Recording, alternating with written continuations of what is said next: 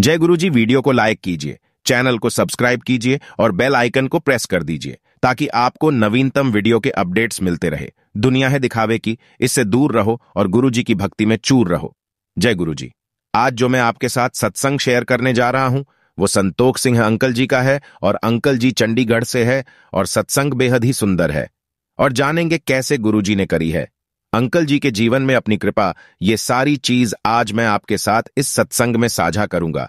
इसलिए सब सत्संग के अंत तक बने रहना और सत्संग को बहुत ध्यान से सुनना हो सकता है। इस सत्संग से आपके कई सवालों के जवाब आज आपको मिल जाए। चलिए आज का सत्संग शुरू करें। जय गुरुजी। मुझे गुरुजी के प्रथम दर्शन दिसंबर 1995 में हुए, जब मैं अपने एक घनिष्ठ मित्र श्री राजपूत का पुत्र के विवाह पर आयोजित स्वागत समारोह भोज पर गया था। मुझे और मेरे परिवार को जलंधर, पंचकूला, चंडीगढ़ और दिल्ली में गुरुजी के दर्शनों का सौभाग्य प्राप्त होता रहा है। 2006 में दिल्ली में उनके दर्शन हमें 2 साल के बाद हुए। इस अवधि में हम उनके आदेश के अनुसार उनके पास नहीं गए थे। गुरुजी के साथ हमारे वर्षों के अनुभव से मैं कह सकता हूं कि वह हमारे युग के सच्चे महापुरुष हैं। घटना 1994 की है, जब गुरुजी चंडीगढ़ में थे। मेरी पत्नी, मेरी पुत्रवधू और मैं उनके दर्शानोपरांत घर के लिए निकल ही रहे थे कि हमें वापस बुलाकर उनके कक्ष में ले जाया गया।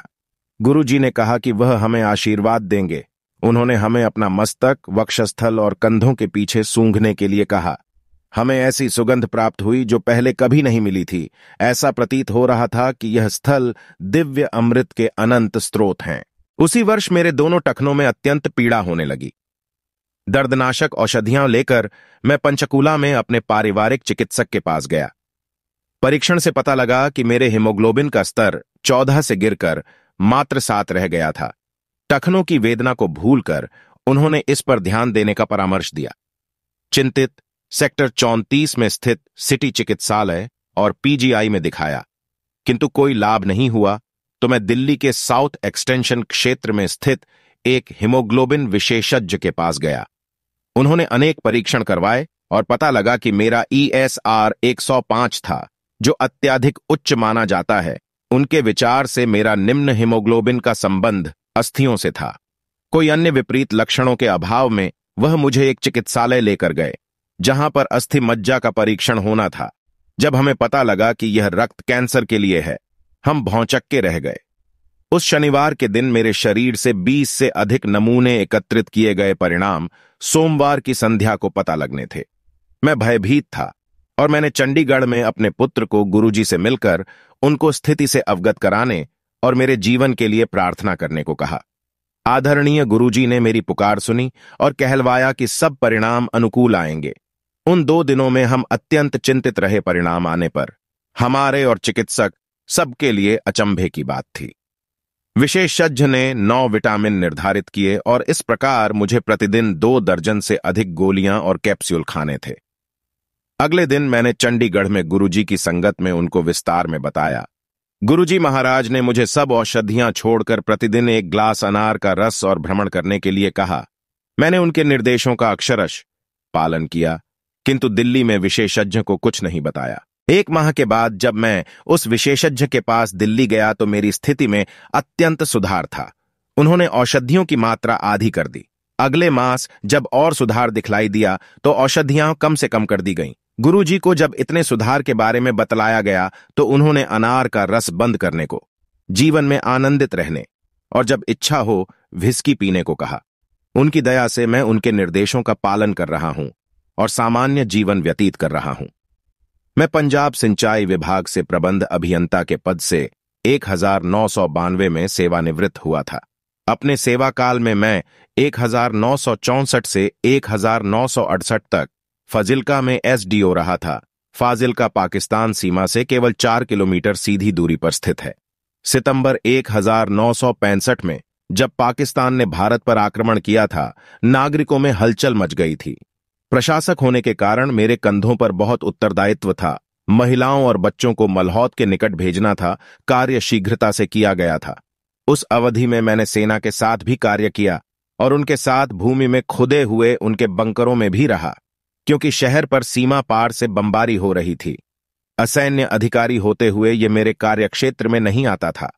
किंतु मैंने ऐसे संकट भरे वातावरण में कार्य किया था। ऐसी सेवाओं के लिए पंजाब सरकार और रक्षा विभाग से मुझे प्रशंसा पत्र और समय पूर्व पदोन्नति मिलनी चाहिए थी। क्योंकि पंजाब सरकार ने ऐसा नहीं किया था, इस भेदभाव के लिए मैंने न्यायालय में आवेदन कर दिया था। जब से मैं गुरुजी से मिला था, वह मुझे सदा मुख्य अभियंता कहकर संबोधित करते थे। मैंने उनको बताया कि मैं प्रबंध अभियंता के पद से सेवानिवृत्त हुआ, पर उन्होंने कहा कि मुझे शीघ्र ही मुख्य अभियंता की पदोन्नति प्राप्त होगी। कालांतर में न्यायालय ने मुझे समस्त सेवा संबंधी सुविधाएं दी और गुरुजी के कथन के अनुसार पंजाब सरकार ने 2004 में विशेष अधिसूचना निकालकर मुझे मुख्य अभियंता का पद प्रदान किया। गुरुजी की दया मेरे समस्त परिवार पर बनी रही है। 2002 से 2003 की शीत ऋतु में एक दिन मेरी पत्नी और मैं एम्पायर एस्टेट में गुरुजी के पास रात्रि 2 बजे तक थे। सर्दी बहुत हो रही थी। बाहर निकलने के बाद मेरी पत्नी ने कहा कि पिछले 1.5 घंटे से उसकी बाईं हथेली में बहुत पसीना आ रहा है। उस समय कोई चिकित्सक मिलने का प्रश्न नहीं था और कुछ गड़बड़ अवश्य थी। अतः हम वापस गुरुजी महाराज के पास गए और उन्हें समस्या से अवगत किया। उन्होंने मेरी पत्नी का हाथ अपने हाथ में लिया और बोले कि कहां दर्द है? कोई दर्द नहीं है, जाओ आनंदमय रहो। उनके यह कहते ही वेदना समाप्त हो गई। अगले दिन जब हम उनके पास पहुंचे तो उन्होंने पीड़ा के बारे में प्रश्न किया। वह इतने दयालु हैं। इस भौतिक और माया मोह के संसार में एक सच्चे महापुरुष का दिव्य आश्रय प्राप्त करना अत्यंत कठिन है। संतों के विस्तृत परिवार में एक को दूसरे से भिन्न करने वाले नियम तभी पता लग सकते हैं जब हम एक ऐसे संत के पास पहुंचें जिसके सदृश कोई और न हो और वह ईश्वर के वास्तविक संदेश मानवता फैला रहा हो। दूसरों के जैसे उसे धन और अन्य भौतिक वस्तुओं में कोई रुचि न हो। वह अपनी असीमित शक्तियों का प्रयोग मानवता के कष्ट और चिंताओं को नष्ट करने में लगाए।